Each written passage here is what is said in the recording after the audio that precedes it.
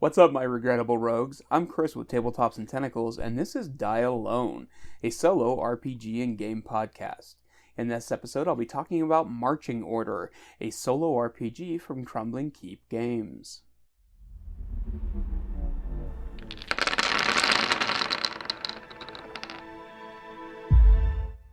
But first, a few notes and updates from the Tabletops and Tentacles headquarters hidden deep in Idaho's underground sea. So Zine Month is upon us, and I apologize in advance for not getting this out last week like I had planned. Between Zine Month and some Zine Month projects and some art deadlines, and my new studio buddy Balrog, my new puppy, being sick, it has been one heck of a crazy couple weeks here. But I am working to promote as much Zine Month content as I can on YouTube and Twitter and everything else, basically. Some amazing stuff out there this year. It's a really interesting year with Kickstarter deciding to push Zine Quest to August, and all the indie creators kind of taking it upon themselves to do something with Zine Month anyway, but in a way that's a little bit different because some people are eschewing Kickstarter, some people are trying itch funding or their own sites for it. So it's been a very different vibe from the previous year, but it's doing great. I'm seeing some amazing projects, some really cool stuff. Right now, from a solo standpoint, over on Kickstarter, there's a game called Lichdom that looks really cool. It's a solo or two-player journaling RPG about boundless ambition and the perilous journey towards immortality. And essentially, in the game, you are playing a sorcerer traveling towards immortality about hazardous research to find lost knowledge in crumbling tombs and half-buried cities, and about overcoming death by finding a way to keep your soul tied to this world before your time runs out. So that sounds really interesting. That's from Adrian San Juan, and it's doing killer. It's done like 14 grand so far and has about a week left. I'm also very interested in Thousand Empty Light, a solo mothership RPG, psychedelic Xerox adventure. It is also doing very well. It's done over 16 grand.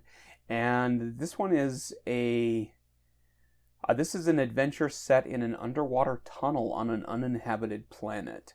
It looks really fantastic. It's got a really great look to it. It's got this like corporate document vibe, but it also has a lot of like interpretive expectation to how things are laid out. There's all sorts of caving stuff, some little bit of claustrophobia, some subnautica, and some journaling in there as well, which I think is really cool. I'm very interested in this game, and the graphic design in it in particular looks amazing. This is from Valley of Alfred, and it is definitely worth checking out. I think it looks amazing. There's patches and all sorts of other cool stuff too. I am also itch funding over on itch.io a game called The Unnaturalist, which is a solo journaling RPG where you take on the role of a scientist exploring and documenting a tropical forest. As the research expedition progresses, you must contextualize increasingly unnatural events. The game concludes when the expedition concludes, naturally or otherwise. Do you dare proceed boldly into the shifting unknown? It's got that like great Audubon vibe to it, and I think it looks really interesting. They are itch funding. You can get a copy of it for $4, and they've doubled their goal so far, but their goal was fairly modest, so I would like to see a lot more people back this because I think it looks awesome. I am also very interested in Whale, which has also doubled its $200 goal over on itch, and it's a rules-light solo tabletop role-playing game. And it is a journal writing, exploration, world building game where you play a wayward adventurer lost in a new land, and you will be building maps, generating locations, keeping a journal, and I think it looks really neat. They're itch funding to pay for the art, but you can pick up just the non-art text version of it to check it out. It's $4 to get in on that one as well. I'm really torn about the itch fund versus Kickstarter thing because it has a very indie vibe to it, and I love that. And it's not Kickstarter, which is also nice because I feel like I, I honestly feel like we're hitting a point as role-playing game and game designers that there should be a viable alternative to Kickstarter besides just these other little ones that are kind of almost peripheral crowdfunding things. But I love the idea of itch funding and the alternative crowdfunding things, but at the same time, their website isn't set up very well for browsing or finding itch funding projects, and they're not really set up for crowdfunding at all. Like, they've got the functionality to it, but it's not it's not as robust as it needs to be to succeed. So I'm really excited about these itch funding projects, but some of these should be making 3 to 10 times what they're making on that site, and it's frustrating to see something look so killer and not get any attention because it's on a little bit of a weirder site than the other ones. So I'm going to be doing some real work to try and find projects that aren't on Kickstarter, despite Kickstarter literally paying my bills for the last couple of months because it's no cons and everything. But I really like the idea of other options being out there. If GameFound ever gets so that you can submit and run projects on there, I may look into doing a project over there and see how it goes. But right now they're only open to larger projects that they sort of get in on.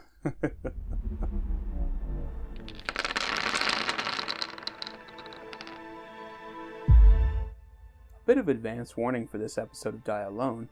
Marching Order does have a little bit of cussing in it, and it is used during the discussion of it. So if you want to avoid that kind of thing, have your bleep button ready. But it's pretty mild. Let's get on with the show. Welcome to Marching Order. So Marching Order is a solo co-op dungeon delve that, as they put it, plays like a choose-your-own-adventure and Darkest Dungeon's analog bastard child. You can play on your lonesome or bring some friends together to share in the hilarious misery. So this is a really interesting project. I wasn't sure what to expect going into this. This was sent to me by Crumbling Keep Games for review, and I had initially planned on doing this a couple weeks ago and kind of got sidetracked and didn't get it to the table until just recently. But I'm really enjoying my plays of Marching Order. So Marching Order comes with 2 books and a deck of cards when you get it. The deck of cards has primarily the rogues that you get to play, as well as the enemies you'll face, and then there's a few other little side game type things on there for downtime. You also get the Rogue's Handbook, which is 100 plus pages of rules and stats and really just how to play the game overall. So the Delver's Guide is 140 pages and contains 4 adventures in it. And each of those adventures is sort of a choose-your-own-adventure style dungeon delve for the most part, with some real tongue-in-cheek humor.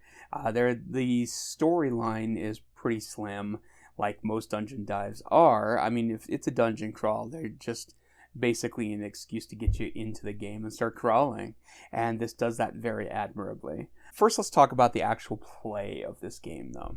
So there's the 2 different parts to Marching Order. You are, on its surface, controlling rogues who are wandering through a dungeon under the orders of their employer. You play the rogues, but you don't really play the rogues. They're kind of almost more of a mechanic than a role-playing aspect to them, because you don't, there's really no point in naming them even, but you play the rogues that you've hired to go into this dungeon or into this Crumbling Keep or wherever to find treasure, bring it back, and hopefully make enough coin to replace the rogues that die for the next adventure. Maybe buy them a couple extra torches. So it's kind of... So I enjoy this. I think it's a fun conceit. It's funny, as I was going through Marching Order, it was reminding me a lot of some aspects of 3 Dice 6, my game that I designed for Zine Quest last year. It's got a lot of that same kind of tongue-in-cheek humor about death, some gallows humor. You don't become as attached to certain personalities, as you do kind of the group as a whole. And it has the choose your own adventure aspect to the solo play. So I was really interested to dive into this, to not only because that's something I'm really enjoy anyway, but also just to kind of compare and contrast it to my own system. So that's been really interesting so far. So in marching order, you select your team based off of what you can afford. So each of the different archetypes in the book have different prices to them, different values and costs to hire them. And you can do anything from barbarians to cosmic marines in this. There's doctors and alchemists and musketeers, and there's a construct that's literally just like a wagon with a bunch of like stuffed canvas bags on top of it that you can use. It's pretty great. So the world that this takes place in is sort of it's got a very Dungeon Degenerates vibe to it as far as like the time frame. Like there's some combustion items, there's a cosmic marine, there's magic, but it all just sort of exists in this funky rock bottom world that marching order takes place in. So each of the different rogue archetypes also have a set of specific flaws, qualities, and actions that are mostly fairly unique to each of the different archetypes. And I really appreciate that, because it really did feel like you were playing very different characters when you were playing the game. And I was kind of surprised by that. I thought it would be a little more generic than it was, but the different actions and like the fact that you have different flaws and qualities that attach to your character as you play is really cool. So on the character sheet, as you're setting it up, you roll for your starting quality and flaw. And each of those go over under the bullshit section of the game. And it's kind of unique stuff. Like there's the qualities for the alchemist, for instance. There's a little up the nose, which lets you take a second action, or put this on your blade, and you can target an adjacent ally, and they gain the condition deadly when you do it. And so the rolls for those are really interesting, and then the flaws are all really fun. It's like alchemy is not an exact art. Target yourself, make a physical attack roll versus your own defense. Or I took too much, move to the end of the marching order. If already at the end, move to the front. So there's some really fun, interesting things.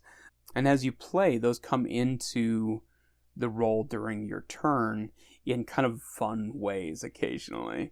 There's also conditions that you can get, such as bolstered or weakened and that kind of thing.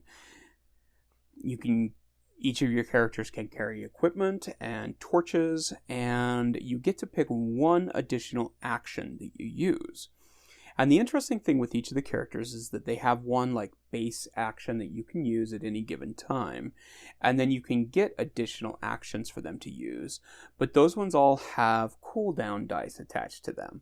So when you use that action, you set the dice down next to it to track that particular action, and each round that you have the ability to, you turn that cooldown dice down by 1 until that action is available to you again.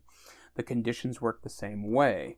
Like if you're poisoned for 4 turns, so you throw a die on there on the 4, and each turn that you can adjust it, you adjust it down by 1 until you're no longer poisoned.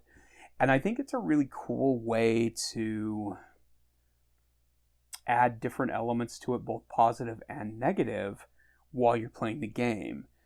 It is a little bit of a handful occasionally tracking the cooldown dice for everything going on the board, because there are a lot of dice out at certain points in the game between your 4 characters and the enemies that you're poisoning and things.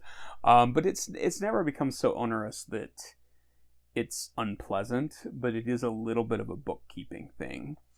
But once you've got your 4 characters picked, you buy supplies for them with whatever meager amount of coin you have remaining, and make sure you get plenty of torches, which I really like the torch mechanic in this. There are just certain rooms that you go into that you have to mark off a notch on your torch, And once you're out of torches, you're in the dark and you have to escape without dying. So make sure you have enough torches. There are also elements in certain rooms that will be like, you can do this, but you have to sacrifice a torch to do it. And so there's some really cool little elements like that. There's all sorts of other stuff. You can get anti-venom and healing potions and very classic fantasy tropey dungeon crawl stuff. Once you've got all of your characters assembled, and there's a ton to choose from. I think there's 12 in here that you can play, including wizards and torchbearers and were-rat rogues and all sorts of cool stuff. But the balancing is actually kind of interesting on it, because it does come into play once you get into the dungeon. Because the tunnels in the dungeons of Marching Order are pretty slim. And for you to march through them, the name comes into play more than I had expected with this game. When I got this, I genuinely thought that this was going to be sort of a choose-your-own-adventure type game with some combat. But the combat is definitely front and center as far as this is concerned, and deservedly so, because it's a really cool mechanic. But it's just, I don't know why I thought a game named after the combat mechanic wouldn't have as much to do with it as it does. But I was surprised at first, but pleasantly so, because the combat in this is really cool. So you are in a tunnel, and you're basically marching single file down that tunnel. So the order that you have your characters set up comes into play pretty seriously, because there are different things you do when you attack that are affected by where you are in the marching order. So for instance, with the Alchemist, who is just I played the Alchemist, and so actually my Alchemist died, but so I just happen to have that sheet here on hand. But the Alchemist has, as a basic attack, they target 2 creatures in the middle of the enemy marching order. So what that means is there are your 4 characters in a set order, and then there are 4 or so enemies coming the other direction towards you. And there's a line right down the middle that neither of them ever cross. And that order of creature and rogue is pretty important into how it plays. So like for the Alchemist, they can throw acid at the middle 2 creatures in the marching order. And those are the 2 that they get to attack with that particular move. But if you use their other action, I found these mushrooms with the 4 cooldown dice, you can target a creature 3 to 4 spaces away from you. So not the middle of the marching order, but depending on where you are in the marching order, you kind of have to balance that off of what you want to hit and what you want to attack. And then you make a +2 physical attack roll to their resolve. If successful, they gain the condition high as fuck. So this game is very tongue-in-cheek. It has some very fun, unique techniques and effects to the techniques when you're playing. I really dig this game. So as you're fighting, the creatures also have different things that they do, and they have different targets depending on where you are in the marching order.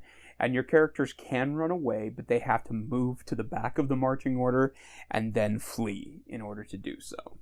So everything you roll for in marching order is a 6-sided die, and generally speaking, it's going to get modified one way or another, depending on whether you're poisoned or whether you're particularly skilled at whatever it is you're rolling against. Like if you're rolling a physical roll, you add whatever your physical adjustment stat is to it. And then there's a target number typically, and you're attempting to hit or exceed that target number with that 6-sided die. If it doesn't ask for anything, then you just roll a d6 and make any modifiers, and then it typically will have a result based off of what you get on it. So it's very simple as far as the dice rolls are concerned. The attack rolls are very similar. When you're fighting something, you target them versus their defense, or target them versus their move, or whatever, depending on what your particular attack is. And so in that case, the target's defense becomes the target number you're trying to meet or exceed. And then anything beyond that is how much damage you actually do to the creature. So, like, for some reason, my sellsword was really, really good at rolling exactly the defense number on the creatures he was fighting. So I would hit him, but I wouldn't do any damage to him, which was very annoying. I like that it's a very simple process. It's literally just 6-sided dice that you're rolling. There are quite a few little dice. I actually have like tiny little dice. I think they're like, I don't know, 10 millimeter or something like that. And I use that to track all of my cooldown stuff, because there are quite a few of those once you get into battle and you're facing 4 creatures that can have conditions, and your characters have different action cooldowns and all sorts of different stuff. So I'm probably making this sound a little overwhelming, and it's not. It's fairly simple and straightforward. The Delver's Guide tells you what to roll for depending on the room and what choices. When you get into combat, there are only a few choices you can really pick between. So it really does stay pretty streamlined for the most part. And one thing I will definitely say for Marching Order is that the book, not only is it conversational and funny as hell, but it does explain the game in a very straightforward, easy to understand fashion, which I'm very happy with. I mean, it is 100 and some odd pages, but the actual rules are only about 40 of those pages. The rest are references and glossaries and that kind of thing. It's all written very clearly, and there's really no question of how anything works once you've read through. So when you come up against an enemy, you set up the battle lines with your rogues on the left side and the enemies on the right side, and they stay on those two sides. That's how you keep track of how far you can hit, which creatures you can hit, and who goes first. Then you roll a dice to see who goes first between the rogues and the creatures. During the rogue's turn, it's a little more complex than the creatures. You have your conditions and cooldowns. First off, you have to resolve any conditions that are affecting the rogue and reduce that corresponding die by 1. So, like if you're on fire or poisoned or something like that, that's where you adjust it or take any damage or anything like that. Then you get to take 1 action. And every once in a while you can do more depending on what you're using and that kind of thing. So you can take an action, you can move, use an item, focus, or escape. Focus lets you lower your different dice, your cooldown dice. Move lets you move backwards or forwards in the marching order. And obviously use an item. You get to use an item.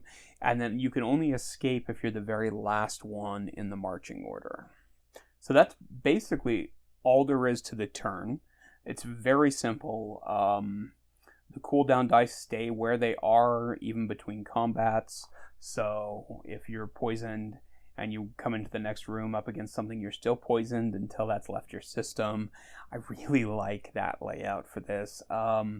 So you pick an action, you do your thing, and then you roll for bullshit. And this is really fun little extra thing to this. As they put it in the book, the hallmark of a rogue's life is copious amounts of bullshit, either for them or for the enemies they face. At the end of every round, you're going to roll the bullshit dice and see what bullshit may come. So you roll the dice and look at your traits to see if one corresponds with what you rolled. And those are the flaws and qualities that you added when you were making your character or as you're playing the game. And if you happen to roll that, that happens, which I think is really fun. It adds a little extra element to it. It screwed me once or twice, but I think it's supposed to. But it's kind of simple. So those are your actions, and you do that for all 4 of your rogues if they're all alive. You adjust their cooldown, you make an action, you roll for bullshit. Then you move on to the next one. And once all of your rogues have gone, it's the enemy's turn. Theirs a little simpler. They actually have a collection of actions that you roll to see what they do. Then you follow their instructions. Then you roll their bullshit die as well. So that's a really fun little element to it because each of them really does have different things they do. For instance, the imp, on 1 to 3, they target a random enemy. The imp makes a physical attack roll versus the creature's defense, and if successful, the target gains the condition poisoned. But if you roll a 4 to 6 for that imp, it targets a random ally, and the ally gains the condition inspired.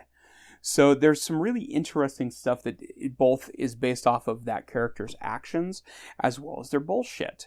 So on the bullshit with that one, if you roll a 6, they actually they bring in an additional imp temporarily. So it's got some really fun, unique stuff to their actions as well. So I don't know if I mentioned it earlier. I don't think I did because I'm a bad podcaster. But when you're establishing the marching order, you're actually laying the cards that come with the game down in the marching order so that you can track them a lot easier. It's not like you have to remember who's standing where. I probably should have mentioned that. The cards really do have quite a bit to play in this because as you take your turn, you turn them over from one side to the other. One's kind of a gray and the other one's black, so that you can tell that they've gone. So it's a really efficient way of knowing where your character is in the marching order and whether they've taken their turn or not. However, I do have one problem with this. The art and graphic design on this, that's fairly big font, nice and easy to read. The art really shows up on it nicely, but the actions of the creatures and their bullshit is nowhere on it. So every time you're fighting something, you have to find them in the Rogue's Handbook and find their reference page and look and see what their actions and stuff are. I'd really love a tarot-sized card of this that has those added to the bottom. Even if it's a kind of small font, it would be way more convenient for me than digging into the book. But it doesn't really affect the gameplay too much. But when you're playing an adventure and you're bouncing between the adventure guide and what page you're going to on the map, and then you've got to bring up the Rogue's Handbook to find the different creature you're fighting, it gets a little fiddly once you add those with the cooldown dice. And I think that is really just a design thing that could be streamlined. I may just go in and homebrew a bunch of tarot-sized cards for this or something and do a slimmed down character sheet that doesn't take up as much space on the table. Because once you do have 8 cards, 2 books, 4 characters, plus a whole bunch of dice that are on there, it does become a bit of a table hog for something that looks like such a slim game. But again, that's a minor quibble in a game that I really enjoyed. So once you got combat down, it's real smooth. It goes nice and efficient. You get used to it. There's never anything that really comes up that you're like, oh, I don't know what to do with that. And I really dig that part of this because it is a fairly big part of the game. The Delver's Guide really is just a choice to go into one room. You go into that room, you'll often fight something. And it's very classic dungeon crawl in that respect. I really enjoyed it. What little story there is to each of the adventures is genuinely amusing for the most part. And it does tell just enough of a story that you're like, cool, I want to play another one. So there are 4 adventures in the Delver's Guide that are each a reasonable size for just a simple sit down and play session. I love that. They're not something where you've got to stop halfway through because it's a 3-hour epic adventure. It's about an hour. Once you're set up, you play the game, and then you can move on to the next adventure the next time around. There are only 4 in there, which is a little detrimental to replayability, except those 12 rogues really do make a difference as far as if you really enjoy the combat and want to just dive in and play that same mission again, you'll know who's coming, whatever. But the play styles and the actions and the bullshit options for each of the different characters are so radically different that you can have a completely different play experience. And I really dig that. A few of these, like 4 Against Darkness, and a few of them like that, they have randomized tables that you're like randomly generating dungeons as you go. And I think something like that for Marching Order, which I think is coming eventually here, would be awesome. I would love something like that. Honestly, I would love a card-based system for it where you're actually generating the dungeon via card, and then you're pulling out creatures randomly as well, or something like that. I don't know. This is another one of those games where I immediately was like, oh my gosh, I love this game. I want to hack it. Which is not to say that the game itself is lacking. It's just that when I really enjoy something, I want to like dive all the way in for it. And I think Marching Orders definitely along that line. One of the nice things about it right now is they actually have a Kickstarter going for a second Delve book. And it's doing great. It funded in like 10 minutes. It's at almost $8,000, and it's got 22 days left as the time of filming here. And the cool thing is you can get the base game in this as well.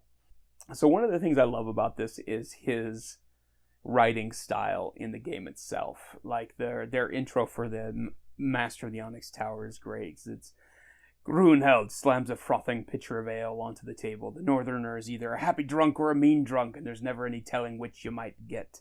Looks like you're lucking out tonight, which is good. You don't have much coin left to spend, and your mug is almost empty.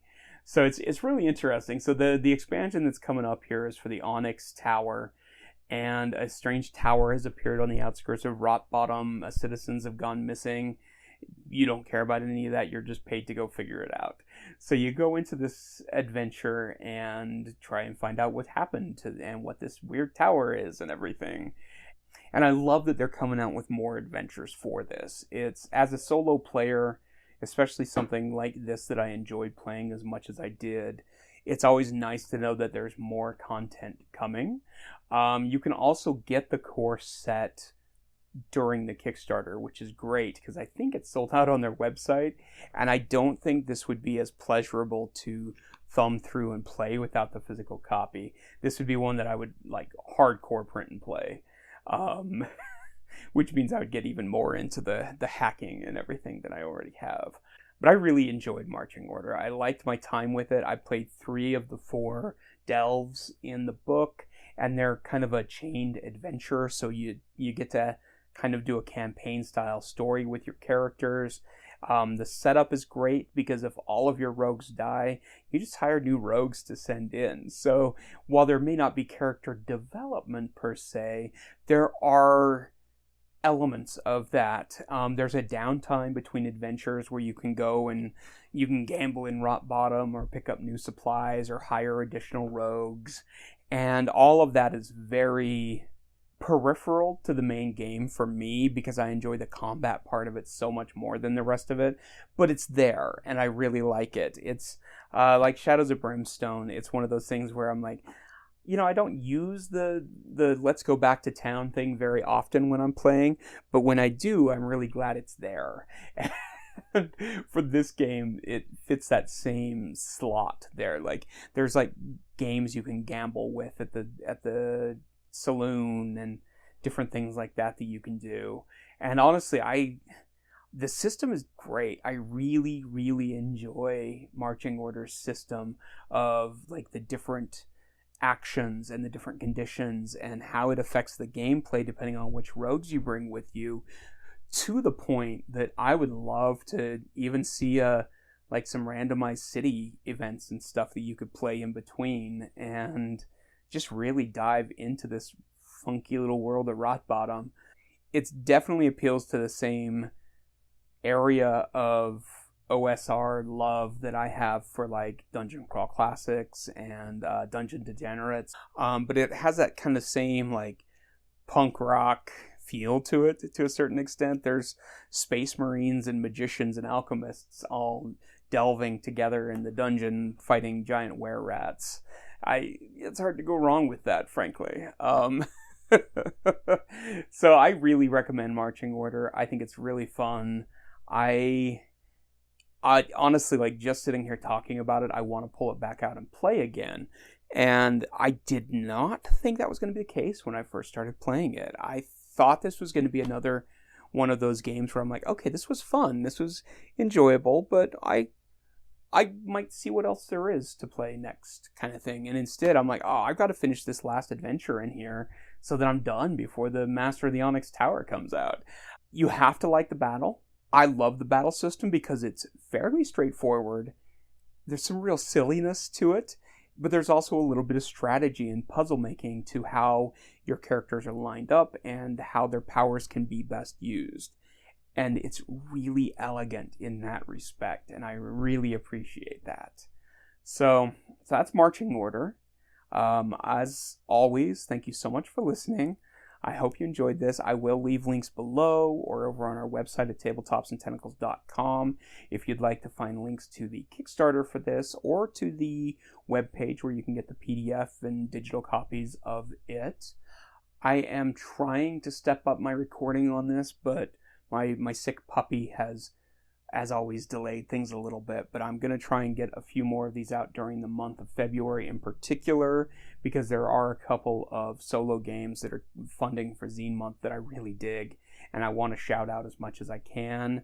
If you are interested in Zine Month, make sure you check out the YouTube channel. I'm doing little short, like 4 or 5 minute shout out videos for as many projects as I can find time to do.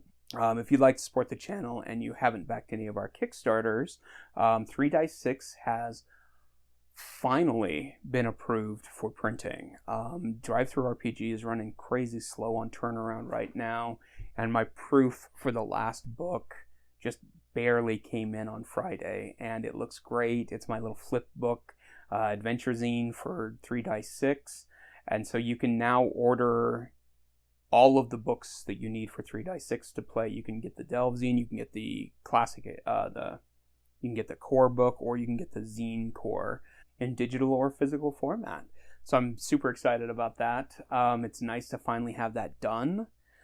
We also did a project with Squid Ink Games called Escape Sequence Xeno, which is a solo, it's kind of more of a card game than it is an RPG, but it's very alien inspired. My wife and I designed it, and you're playing a scientist escaping from an alien in a base, and you use just a standard deck of cards to lay the base out, but you can also get the custom deck, and that'll be available really soon as well. We're just waiting for the final proof on the playing card box for that. I also have a project live right now for Zine Month called Those Wretched Kids, which is based off of The Wretched and Alone system from Loot the Room, and I'm really enjoying it. You're playing a Scooby-Doo villain who is trying to vanquish those wretched kids, accomplish your plan, and also continue to scare people away with the crazy legend that you've concocted. So it's based entirely off of that system of The Wretched, where you're storytelling and journaling, but you're reflecting on your life as a supervillain. It's a fun, simple game. Squid Ink is doing the publishing and fulfillment for it for me, but I did all the art and writing and stuff, and that is live right now for another 2 weeks. And then I have another game coming out at the very end of the month that isn't solo at all, but is a pure silly tribute to my high school years of doodling in corners and margins of things, and aliens versus knights in shiny armor. So I got a lot of stuff going on. I'm also doing artwork for Shiver Gothic, which is the sequel to Shiver the RPG, and that's coming live on March 1st, I believe. And we have some other stuff through Gallant Knight Games that I'm working on too that I'm really excited about. So thanks for listening, as always. Thank you so much to the patrons over on Patreon for making this podcast exist and letting it exist and being so tolerant with the foibles of my weird life. And thanks for listening, everyone. Remember, we all die alone.